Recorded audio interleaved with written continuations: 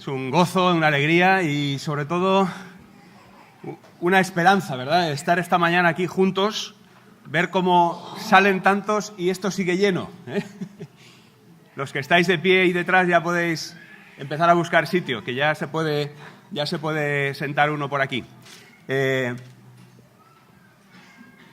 Hemos estado orando ahora mismo en la confianza de que el propio Dios que inspiró su palabra y que inspiró a aquellos que la escribieron, que la proclamaron, pues esté esta mañana entre nosotros hablándonos a nuestras vidas como personas, como familias y como iglesia.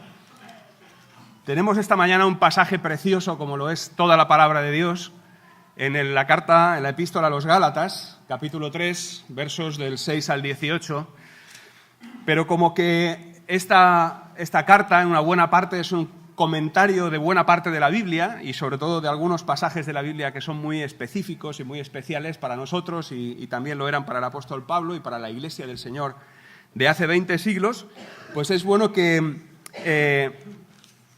tengamos primero la lectura de estos pasajes, de estos episodios a los que se va a referir, a los que se refirió el apóstol Pablo cuando en la epístola escribía a los Gálatas animándoles para que confiaran en lo único que se puede confiar. Esta mañana, la idea central del mensaje de esta mañana es: a estas alturas de la vida, ¿de quién te puedes fiar? ¿De quién me puedo fiar? Y el mensaje de la palabra de Dios es solamente uno, va dirigido a una persona, va dirigido a la persona de Cristo. No te puedes fiar de nada más ni de nadie más. Pero hay una línea argumental, hay algo que nos va a ayudar esta mañana con la ayuda del Señor, sobre todo, y con la dirección de su Espíritu, a que vayamos profundizando en ese mensaje, en esa idea. Vamos al capítulo 12 de Génesis. Es importante que seamos conscientes de cómo la palabra es una y el mensaje es uno a lo largo de todos los libros de la Biblia, y por eso el apóstol Pablo hace referencia a algo que es muy antiguo, algo que se remonta a muchísimos siglos antes de las palabras que está escribiendo él a los Gálatas. Dice el capítulo 12 de Génesis, en los primeros versículos: el Señor dijo a Abraham: vete de tu tierra, de entre tus parientes y de la casa de tu padre, a la tierra que yo te mostraré. Haré de ti una nación grande y te bendeciré y engrandeceré tu nombre y serás bendición. Bendeciré a los que te bendigan y al que te maldiga, maldeciré, y en ti serán benditas todas las familias de la tierra.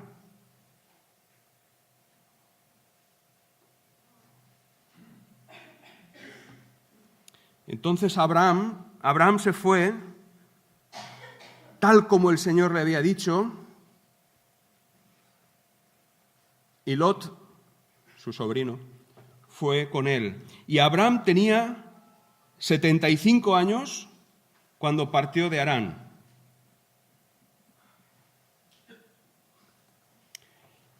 Génesis capítulo 18. Han pasado unos años desde entonces.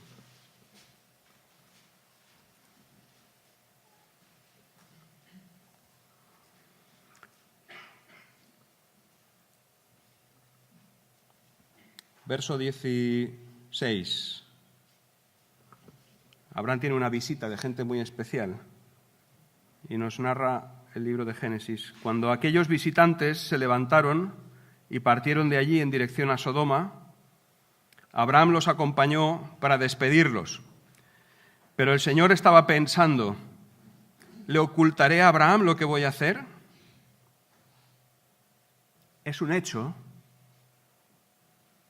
que Abraham se convertirá en una nación grande y poderosa, y en él serán bendecidas todas las naciones de la tierra. Yo lo he elegido para que instruya a sus hijos y a su familia, a fin de que se mantengan en el camino del Señor y pongan en práctica lo que es justo y recto.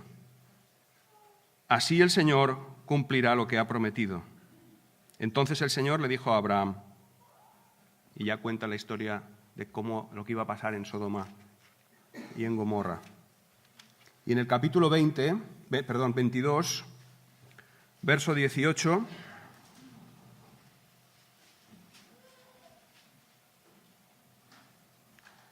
ha sucedido algo que es el cumplimiento de la promesa. Ya Abraham ha tenido ese hijo de la promesa con casi 100 años. Isaac es ya un muchacho.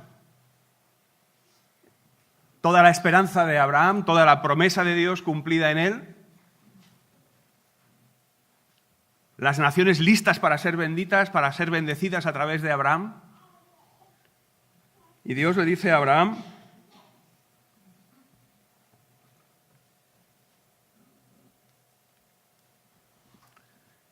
toma a tu hijo, el único que tienes y al que tanto amas, y ve a la región de Moriah.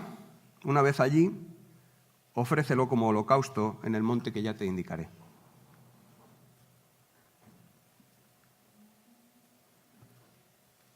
Esto es el 22:2 y el 22:3. Dice, Abraham se levantó de madrugada y ensilló su asno.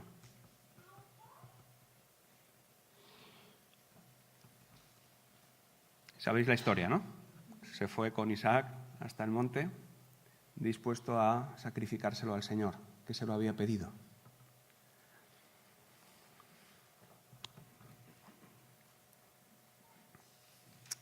El Señor obra algo especial y provee de un sacrificio para él, ¿verdad? Y libra al hijo de la promesa de la muerte. Y el verso 18 le dice a Abraham, puesto que me has obedecido, todas las naciones del mundo serán bendecidas por medio de tu descendencia. El Señor mantiene su promesa, no solamente en base a la gracia, a la elección, a la selección de Abraham, sino en base a cómo Abraham vive delante de él también. Esto es algo que a muchos creyentes les resulta difícil de entender, pero que en la Biblia se nos aparece con total naturalidad. Es que las decisiones, los planes que Dios tiene hechos, se cumplen, pero no utilizando a las personas como marionetas, sino a través de sus propias decisiones y sobre todo a través de la confianza que demuestran en Él. Estamos bastante confusos ahora en el siglo XXI sobre la noción de fe, la noción de la fe, ¿verdad? Y justamente también había bastante confusión en lo que se refería a la fe en la época del inicio de la Iglesia y sobre todo de las iglesias que había en la región esta de Galacia. Había varias iglesias y ahí estaban todos confusos con respecto a lo que era la fe y qué poder tenía la fe sobre las personas, sobre el futuro, la eternidad, la salvación de las personas. Y por eso es que la carta a los Gálatas tiene tantas referencias a la fe con mayúsculas, a la fe que todos los receptores de aquella carta y que todos nosotros, herederos de una cultura cristiana, conocemos, que es la fe de Abraham. Aquel que no se puso a hacer grandes declaraciones de fe, ¿verdad? Aquel que no escribió tratados de fe. Aquel que no declaró la fe que tenía en Dios, sino aquel que vivió por la fe, ¿verdad? Y es en esto en lo que el apóstol Pablo se está esforzando toda la carta a los Gálatas y, por supuesto, en el pasaje de hoy. Gálatas, capítulo 3, versos 6 a 18. Así fue con Abraham. Y cita textualmente el capítulo 15 de Génesis. No hemos leído toda la historia de Abraham, por supuesto, porque no hay tiempo, pero esto es parte de la historia que hemos estado considerando antes. Creyó a Dios y esto se le tomó en cuenta como justicia. Por lo tanto, sabed, dice aquí el apóstol Pablo, inspirado por el Espíritu Santo, que los descendientes de Abraham son aquellos que viven por la fe. En efecto, la Escritura, habiendo previsto que Dios justificaría por la fe a las naciones, anunció de antemano el Evangelio a Abraham. Y entre comillas, por medio de ti serán bendecidas todas las naciones, la promesa que hemos leído antes 3 veces en el libro de Génesis. Así que, dice el apóstol Pablo, los que viven por la fe son bendecidos junto con Abraham, el hombre de fe. Todos los que viven por las obras que demanda la ley están bajo maldición, porque está escrito: maldito sea quien no practique fielmente todo lo que está escrito en el libro de la ley. Ahora bien, es evidente que por la ley nadie es justificado delante de Dios, porque dice otra vez, vuelve a citar, el justo vivirá por la fe. La ley no se basa en la fe. Por el contrario, quien practique estas cosas, como dice el texto bíblico, vivirá por ellas. Está citando Deuteronomio 27, 26. Después de recorrer toda la ley, todos los preceptos, en el capítulo 27 de Deuteronomio están una por una todas las maldiciones para aquellos que no cumplan con toda la fe. Y cuando termina esta colección de maldiciones en Deuteronomio 27, culmina con este verso, con este versículo: maldito todo el que no cumpla con toda la ley. Verso 12. La ley no se basa en la fe. Por el contrario, quien practique estas cosas vivirá por ellas. Cristo nos rescató de la maldición de la ley al hacerse maldición por nosotros, pues está escrito: maldito todo el que es colgado de un madero. Así sucedió, dice el apóstol Pablo, refiriéndose al Señor Jesucristo, para que por medio de Cristo Jesús la bendición prometida a Abraham llegara a las naciones, y para que por la fe recibiéramos el Espíritu según la promesa. Decía Julio el otro día que se nota mucho el tono de cierta indignación que tiene el apóstol Pablo aquí en la carta a los Gálatas, y así se ve, se está viendo constantemente, porque el apóstol Pablo, en realidad, de fondo, lo que les está mandando a los Gálatas es un mensaje muy claro: cómo, habiendo conocido la fe de Jesucristo, la fe en Cristo Jesús, os estáis volviendo otra vez a la ley, a las obras, a confiar en vosotros mismos para poneros un día delante de Dios y decir: aquí estoy, yo con mis obras, no soy tan malo, déjame pasar al cielo, ¿verdad? Es un poco esa idea. Y por eso el apóstol Pablo termina este pasaje, este corto pasaje, diciendo: hermanos, os voy a poner un ejemplo. Por si no lo habéis entendido, ¿verdad? Os voy a poner un ejemplo. Dice el versículo 15: aún en el caso de un pacto humano, nadie puede anularlo ni añadir nada una vez que ha sido ratificado. Ahora bien, las promesas que se le hicieron a Abraham y a su descendencia, la Escritura no dice «y a los descendientes», como refiriéndose a muchos, sino que dice «y a tu descendencia», dando a entender uno solo, que es Cristo. Lo que quiero decir es esto: la ley, que vino 430 años después, no anula el pacto que Dios había ratificado previamente. Está diciendo, Abraham vivió mucho antes de que existiera la ley, y a Abraham ya le fue contado por justicia su confianza en Dios, ¿no? Dice, de haber sido así, quedaría sin efecto la promesa. Si la herencia se basa en la ley, ya no se basa en la promesa. Pero Dios se la concedió gratuitamente a Abraham mediante una promesa.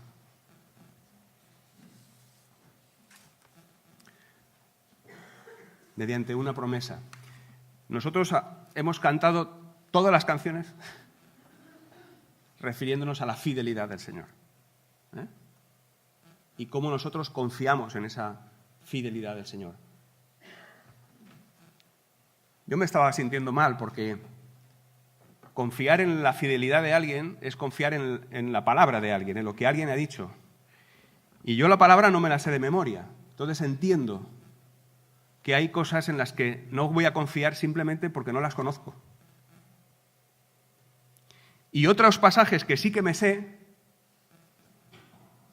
cuando pienso en mi vida, en mi estilo de vida, cómo reacciono ante determinados acontecimientos a mi alrededor, tengo que pedirle perdón al Señor porque yo canto que vivo de acuerdo a la fe en Él, a su fidelidad, a sus promesas.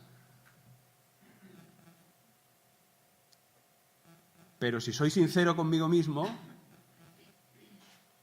hay muchos huecos, ¿verdad? Hay muchos fallos. Y la mayoría de ellos no son por ignorancia. Y de eso va también aquello que el apóstol les estaba intentando transmitir a los gálatas.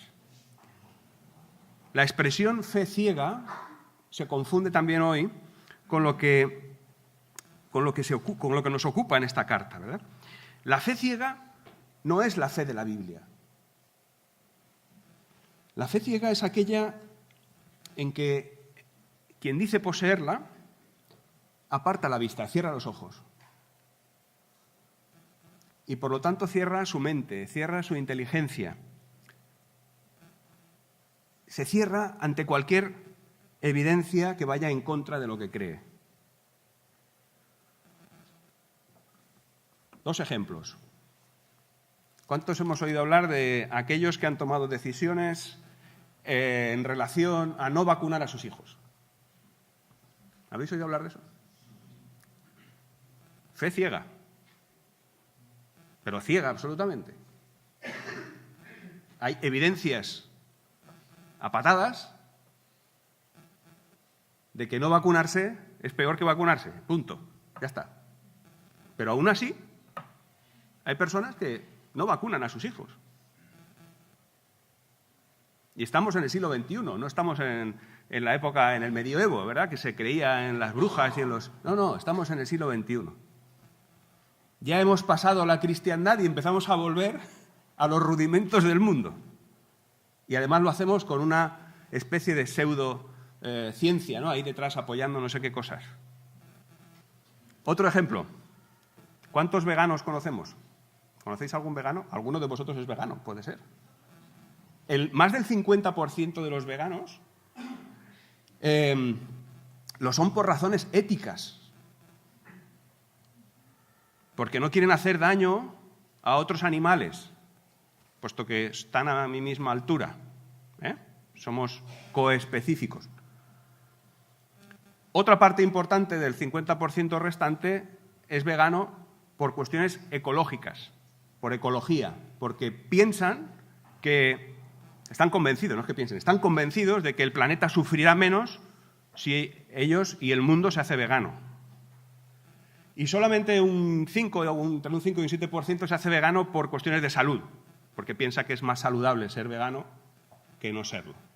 Vegano, ya sabéis todos lo que significa, es aquel que no come nada que tenga origen animal, ni leche.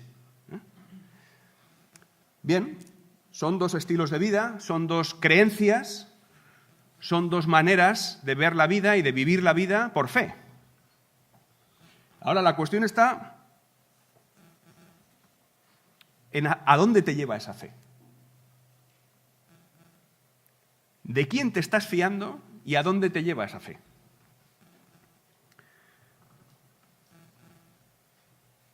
¿Alguien creía en una marca de coches muy famosa alemana? ¿Hasta cuándo? Hasta que salió por ahí que sus datos de gases, emisiones de CO2 estaban muy por encima de lo que era la realidad. Se nos ha caído otro mito. ¿Qué más mitos se nos van a caer en este siglo XXI? Es el siglo antimitos. Vamos a ir tirando un mito detrás de otro. Pero al final, de lo que se trata es de que la gente necesita creer en algo y da igual cuántos mitos caigan, seguirán surgiendo otros mitos. Porque las personas tenemos la necesidad de fiarnos de alguien por encima de nosotros. Ya está muy demostrado que no podemos fiarnos de nosotros mismos, ¿verdad? Y la gente lo que hace ahora es que va teniendo fees, va cayendo en fees o va teniendo fe en distintas cosas a lo largo de su vida, va evolucionando. Os voy a leer un testimonio de Lear Keith, que era una activista vegana, ecologista, feminista, que eligió esa fe como su estilo de vida, como aquello que le daba esperanza y aquello que además le ayudaba a creer que el mundo se podía salvar en base a estos principios, Una persona honesta consigo misma que llegó a decidir que esa era su fe. Testimonio que hay en un libro que escribió no hace mucho. La segunda edición de ese libro provocó una entrevista con esta persona, que empezó siendo una chiquilla de 15 años, que se decidió por eso, y a los 15 más o incluso menos, me parece que no llegaba a los 30, pues escribió este libro. Dice: el primer bocado de carne, tras ese periodo de 20 años, marcó el final de mi juventud, el momento en que asumí las responsabilidades de la edad adulta. Fue el instante en el que dejé de luchar contra el álgebra básica de la encarnación. Para que unos vivan, otros deben morir. En la aceptación de esa verdad, con todo su sufrimiento y pesar, está la capacidad de elegir un camino diferente, un camino mejor. Con esta cita, esta mujer intenta ilustrar el final de una prolongada angustia derivada de una elección de fe. Para ella, esta elección de fe supuso lo siguiente: espondiliosis, hipoglucemia, amenorreas, agotamiento, ansiedad, depresión, que jornada tras jornada la afligían y acabaron desmontando toda su ideología alimentaria, la que pregonaba que graves problemas como el hambre en el mundo se acabarían solucionando con una dieta a base exclusivamente de productos de origen vegetal. Su libro El mito vegetariano fue el que motivó esta entrevista. Y le preguntan en esa entrevista: ¿qué te atrajo del veganismo para adoptarlo como régimen y forma de vida? Respuesta: era muy joven, apenas tenía 15 años, y como la mayoría de veganos, conocí a otra persona que pertenecía a este mundo. Esa es la principal razón por la que la mayoría se convierte. Utiliza esos términos, ¿eh? Si profundizamos un poco en el veganismo, nos daremos cuenta que tiene sus raíces hundidas en una facción, en una secta del hinduismo, que no cree nada más que en la capacidad de una persona de autorredimirse, de llegar a ser, llegar a estar satisfecha consigo misma y de llegar justamente a la satisfacción completa. Esta mujer, desde luego, no llegó a esa satisfacción. Con todo el cariño y con todo el respeto por quienes están todavía en ese camino de ir buscando una fe en algo que acabe con el problema del hambre en el mundo, que acabe con el problema de la guerra en el mundo, de los infanticidios, de todas las atrocidades que vemos, con todo el respeto para cada uno de ellos. Tenemos que hacernos con sinceridad esta pregunta: ¿qué fe es la que salva?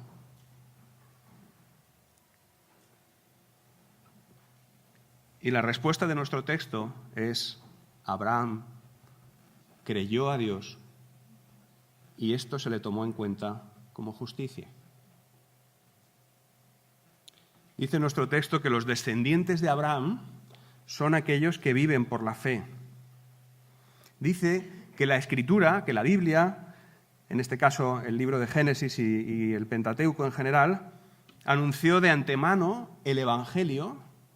La buena noticia la anunció de antemano a Abraham, diciéndole: en ti serán benditas todas las naciones, de ti saldrá la salvación para las naciones. Y dice también nuestro texto que los que viven por la fe, versículo 8, son bendecidos junto con Abraham, el hombre de fe.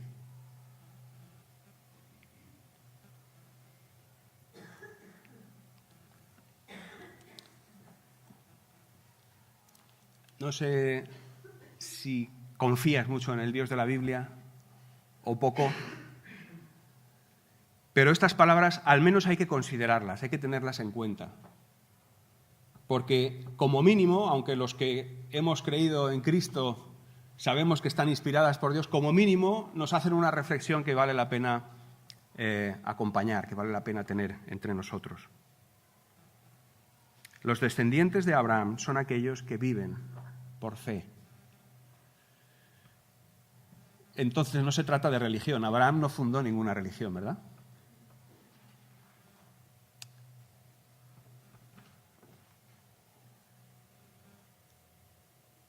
Los que viven por la fe son bendecidos junto con Abraham, el hombre de fe. Y el apóstol Pablo aquí hace un contraste. Dice, estos son bendecidos, los que viven por fe. Dice, pero tener en cuenta que los que viven por las obras que demanda la ley, es decir, los que aspiran a ser perfectos, ¿sí? Esas son las obras que demanda la ley, están bajo maldición. ¿Qué significa esto? Que yo, por muy bueno que quiera ser con toda mi buena voluntad, encima de todos los sacrificios que voy a tener que hacer renunciando a mis propios intereses, a mis propias tendencias pecaminosas, encima voy a estar bajo maldición. ¿Qué es esto? Es que esto no encaja con nuestra propia idea, la idea que tenemos de nosotros mismos. Nosotros nos creemos autosuficientes. Nosotros, desde el Génesis, pero incluso antes de lo que hemos leído de Abraham, desde Génesis 3, nos creemos capaces de decir lo que está bien y lo que está mal. Y el argumento del apóstol Pablo aquí no es ir contra nadie que quiera ser bueno, sino más bien decir, por muy bueno que quieras ser, necesitas arrepentirte de cosas. Tu vida no va a ser nunca perfecta. Y si vas por esa vía de querer salvarte o de que se salve el mundo por la vía de hacerlo todo bien, estás perdido, estás fracasado. Nadie en el mundo ha sido capaz de cumplir toda la ley para decir, ponerse en el tribunal delante de Dios y decir, déjame pasar al cielo, que aquí está todo cumplido ya. Bueno, nadie no. Uno sí.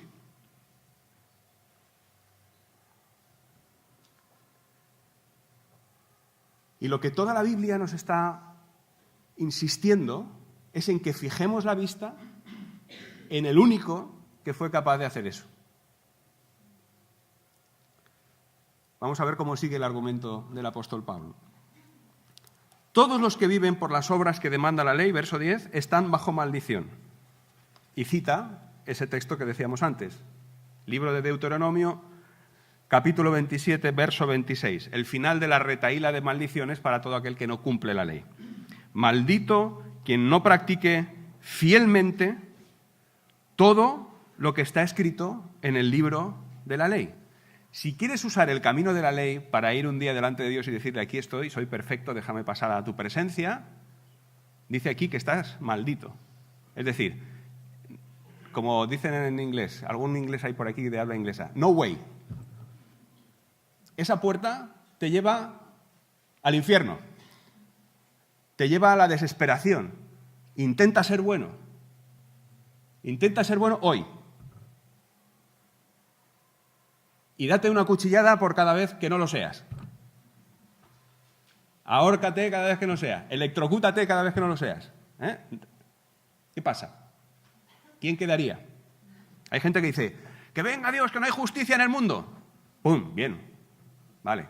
Que cuando venga te pille convertido a Cristo. Para que Cristo, su sangre, te cubra.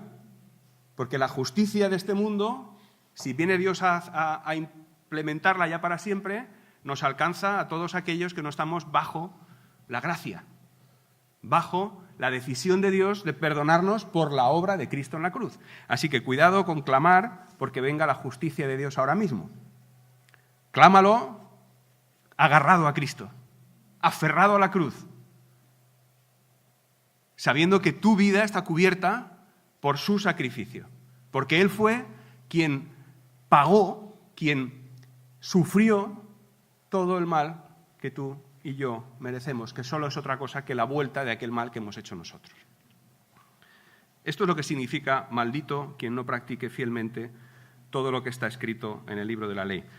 ¿Hay esperanza para esto? Claro que sí. Dice, os voy a decir por qué. ¿Por qué está maldito todo aquel que no practica fielmente lo que está escrito en la ley? Por la ley nadie es justificado delante de Dios, verso 11. Delante de ti mismo, delante de mí mismo, yo me puedo justificar. En la cárcel, las prisiones están llenas de gente que se justifica a sí misma. Y los que todavía no hemos entrado porque no nos han pillado, pues resulta que es que nos estamos justificando a nosotros mismos también. Pero en la cárcel, que estaría prevista, en el castigo eterno que estaría previsto por la ley de Dios, no por las leyes humanas, todos entraríamos. Y todos esperaríamos en fila la justicia final. No son 6 meses, ni un día, ni 10 años, ni un día. La justicia final. Dice la Biblia que la paga del pecado es la muerte. No dice de qué pecado, dice del pecado. Porque Dios es un Dios santo, 3 veces santo, dice la palabra. Nadie puede estar delante de Él exhibiendo su justicia. Él es justo y por eso va a haber un juicio al final. Por eso dice que por la ley nadie es justificado delante de Dios. Puede que nosotros queramos justificarnos a nosotros mismos. Bien, vale. Pero a la justicia de Dios no le vale, me vale a mí. Mientras mi vida dure, igual me autoengaño.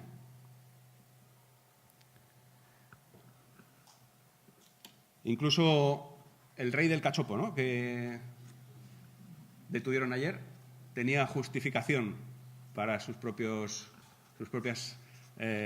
andanzas.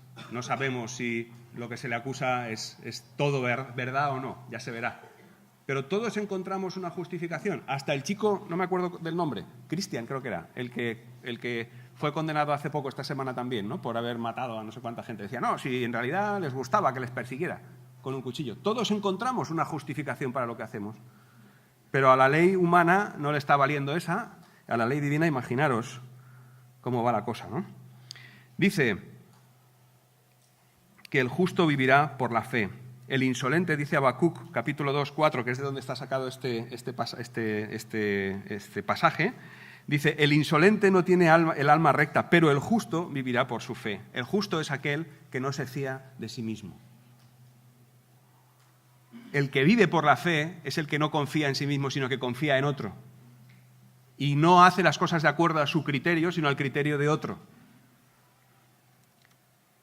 La ley no se basa en la fe, dice también este pasaje, ¿no? La ley parece basarse en la autocomplacencia. Yo me complazco a mí mismo. Estoy contento con cómo soy. Tengo algunos fallos, pero claro, me tengo que perdonar, ¿verdad? Si vas al psicólogo, muchas veces te va a decir, tú tienes un problema de que no te has perdonado a ti mismo. Has hecho algo malo y no te perdonas. Y en algunas ocasiones eso es cierto y eso ocasiona grave sufrimiento. Pero la Biblia nos habla de otro tipo de perdón, de otro tipo de autocomplacencia. La Biblia nos habla de que cuando confiamos demasiado en nosotros mismos, estamos condenados al fracaso. Fijaros, cositas pequeñas. No vamos a hablar ahora de descuartizar a nadie ni cosas así. Codicia.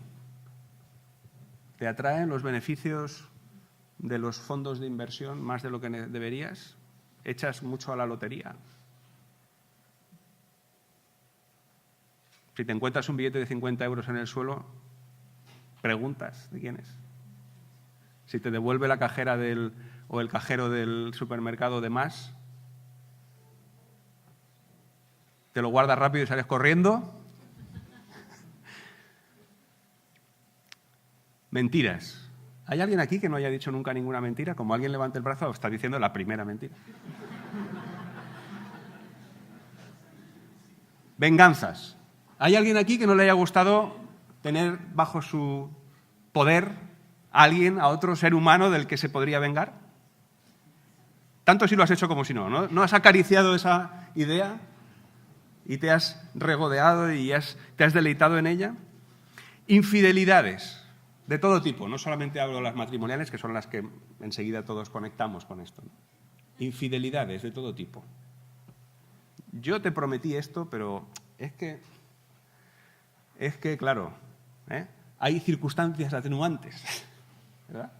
Y entonces no soy fiel a mí mismo, ni soy fiel a mi palabra. Ironías destructivas. Meterse con alguien por su manera de ser, por su forma de, incluso por su físico.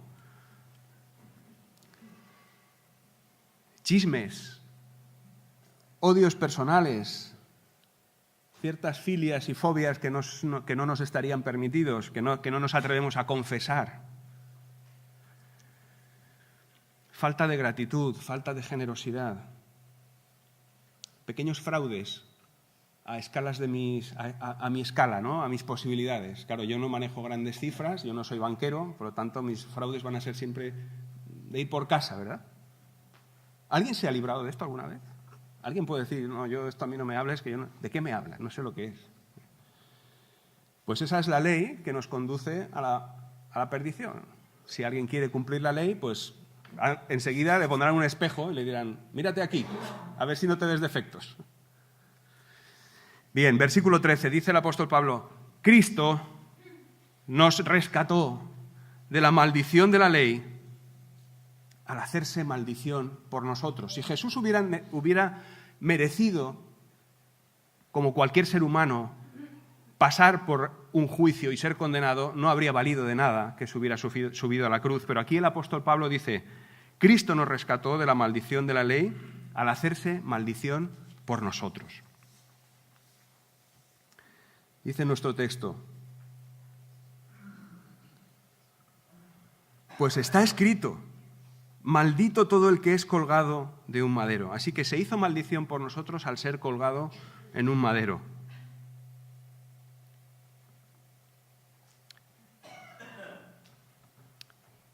Fijaros, ahí arriba en el cielo no está ese Dios en quien todos dejamos de creer cuando crecemos, cuando tomamos conciencia del mal que hay en el mundo, del mal que hay en nosotros y a nuestro alrededor. Ese Dios con letra minúscula, que empieza con D minúscula, que parece un abuelito que no se entera, así como que chochea un poco y que no se entera de nada y que en realidad pues está lleno de bondad engañosa, ¿verdad?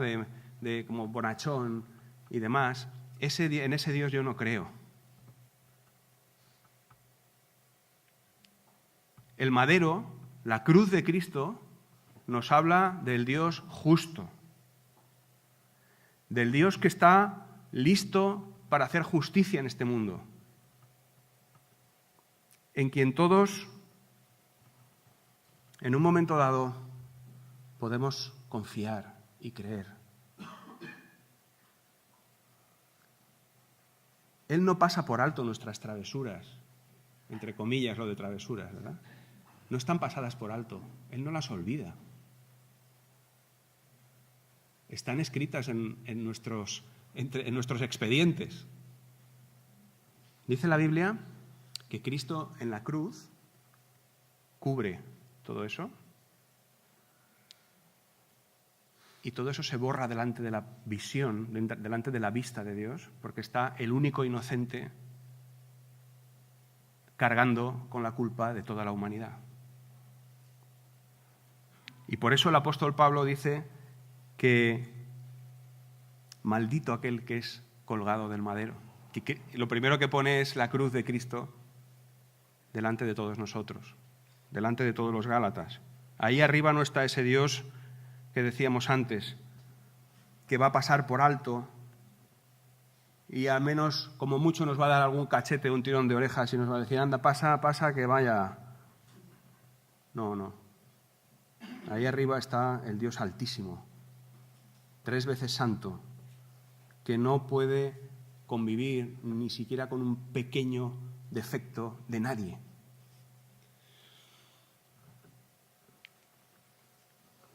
Y el madero, la cruz de Cristo, es la prueba de que no solo se puede entrar a la presencia de Dios siendo justo, siendo limpio, y es en Cristo en quien podemos confiar para eso. Él mismo dijo que Él era el camino, la verdad y la vida y que nadie podía ir al Padre sino por Él.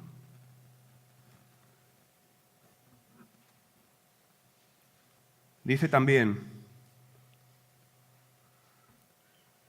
Así sucedió, versículo 14, para que por medio de Cristo Jesús la bendición prometida a Abraham llegara a las naciones y para que por fe recibiésemos el Espíritu según la promesa. Ahí está la clave.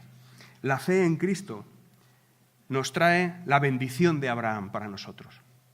Es decir, para que su descendiente, desde Isaac, que era el primer descendiente de Abraham, hasta Jesús, el primero nacido de una estéril de 90 años y el segundo nacido de una virgen de 15, llegara hasta nosotros. Y justamente, como él le dijo a alguien que se lo preguntó así de claro,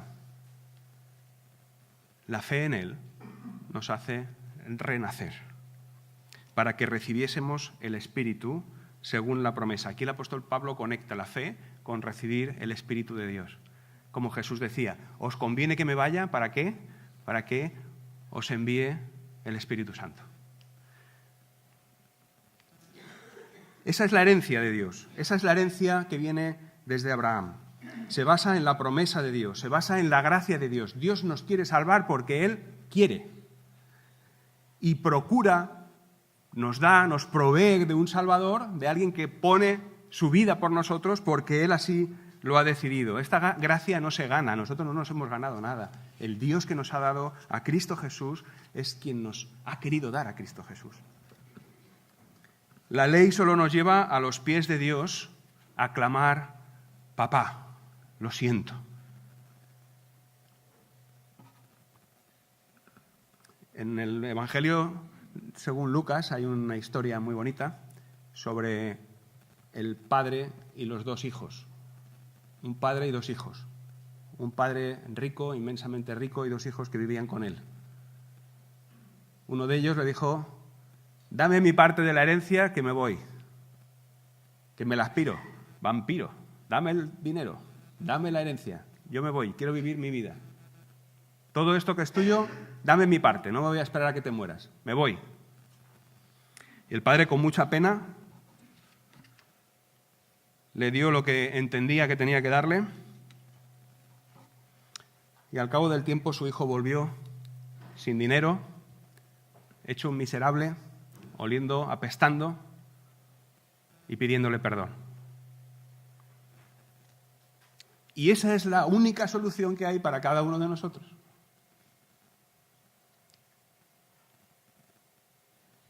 Pedirle perdón a Dios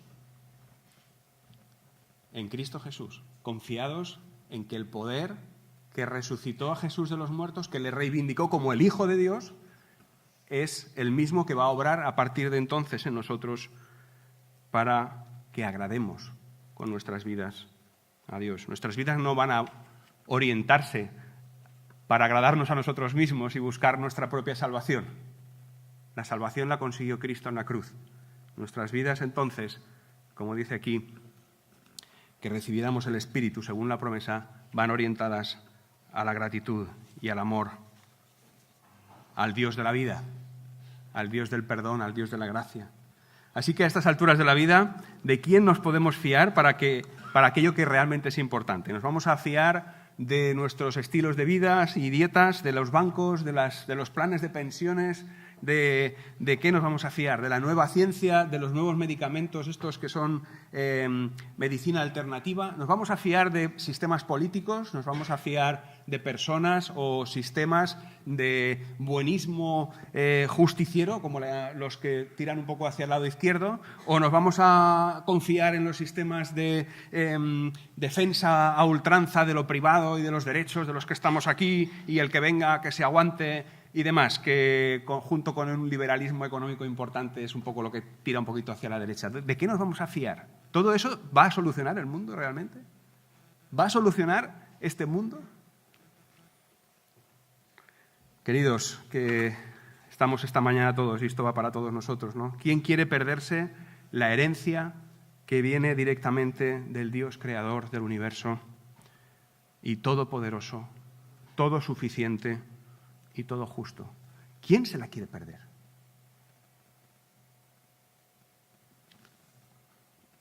¿Quién no confía en el Dios que ha dado a su Hijo en una cruz, siendo inocente, siendo amadísimo por aquellos que no merecíamos ni siquiera su mirada? Pues que el Señor nos ayude para que nadie de los que estamos escuchando su voz nos endurezcamos, nos hagamos apáticos, nos quedemos como si nada, nos volvamos insensibles a lo que oímos y a lo que leemos en la palabra. Eso es el infierno. El infierno es sequedad absoluta y dolor incurable. Y eso es lo que experimentamos cuando nos apoyamos en quien no debemos, incluidos nosotros mismos. Sin embargo, las muchas evidencias del amor de Dios en Cristo Jesús, su encarnación, haciéndose siervo, haciéndose una persona más, su testimonio, toda su vida, hasta subir a la cruz, en el que nadie le pudo sacar ni una sola pega, y su resurrección, el sello de calidad de Dios mismo sobre él, diciendo: este es mi Hijo amado, es lo que nos tiene que atraer hacia Cristo, no hacia ninguna religión, no hacia ninguna fe de estas, entre comillas. Son las que nos invitan al arrepentimiento cuando nos vemos así delante de Dios, a pedirle un perdón que está en todo su derecho de no darnos si no quiere, pero que ha prometido darnos a través de Cristo Jesús. Son lo que nos abre la puerta de la vida nueva, sin el temor por el castigo. Sin embargo, llenos de gratitud y deseos de agradarle. Pues que Él nos ayude a tomar decisiones importantes en nuestra vida.